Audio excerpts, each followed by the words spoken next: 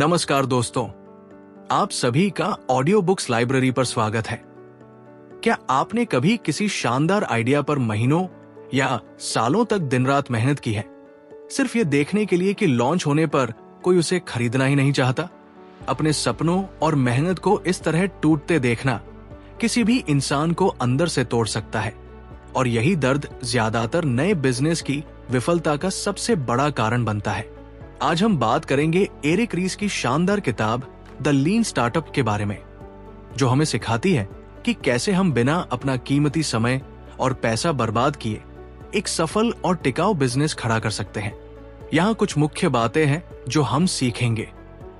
बनाओ मापो सीखो का जादुई चक्र, न्यूनतम व्यवहार्य उत्पाद की ताकत, अनुमान लगाने के बजाय प्रमाणित सीख पर ध्यान देना, अपनी योजना को बदलना या उसी पर डटे रहना, ग्राहकों की असली समस्या से प्यार करना, अपने आइडिया से नहीं। कल्पना कीजिए एक ऐसे युवा की जो एक बंद कमरे में बैठकर अपने सपनों का प्रोडक्ट बना रहा है। वो चाहता है कि जब उसका प्रोडक्ट दुनिया के सामने आए तो वो बिल्कुल परफेक्ट हो। वो अपनी सारी जमा पूंजी और सालों का समय उसमें लगा देता है, लेकिन जब वो अंततः उसे बाजार में उतारता है तो एक गहरा सन्नाटा छा जाता है। कोई भी उसे नहीं खरीदता। एरिक रीस हमें बताते हैं कि ये पुराने जमाने की सोच है, जहां हम एक बंद कमरे में बैठकर ये मान लेते हैं कि हम जानते हैं कि ग्राहकों को क्या चाहिए। द लीन स्टार्टअप हमें एक बिल्कुल नया और वैज्ञानिक रास्ता दिखाती है। लेखक कहते हैं कि हमें एक बिजनेस को किसी परफेक्ट मास्टरपीस की तरह नहीं, बल्कि एक वैज्ञानिक प्रयोग की तरह देखना चाहिए।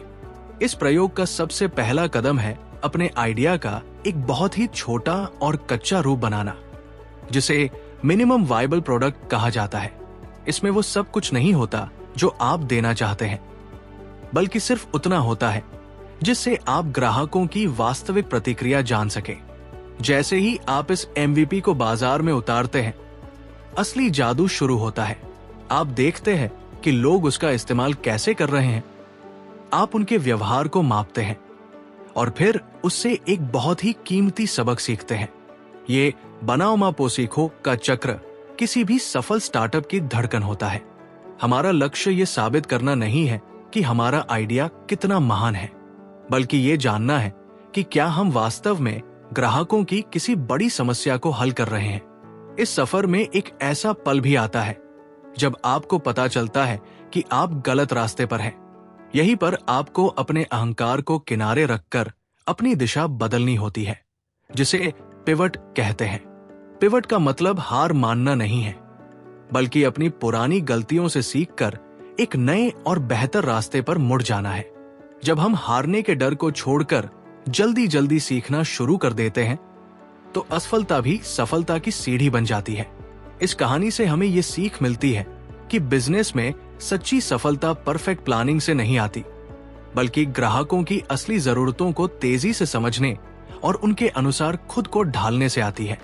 कुछ महत्वपूर्ण बातें जो हमें ध्यान में रखनी चाहिए। अपने प्रोडक्ट को परफेक्ट बनाने के इंतजार में समय बर्बाद ना करें, बल्कि जल्द से जल्द एक छोटे रूप के साथ शुरुआत करें। अपने आइडिया से प्यार करने के बजाय ग्राहकों की असली समस्या को सुलझाने से प्यार करना सीखें। बिना किसी वास्तविक डेटा और फीडबैक के कोई भी बड़ा कदम न उठाएं। अगर आप गलत साबित होते हैं तो बिना निराश हुए अपनी दिशा बदलने, पाइवोट के लिए हमेशा तैयार रहें। सफलता का असली पैमाना पैसा नहीं, बल्कि ग्राहकों के बारे में आपकी प्रमाणित सीख है। आज के लिए बस इतना ही। आप सभी अपना बहुत ख्याल रखिएगा।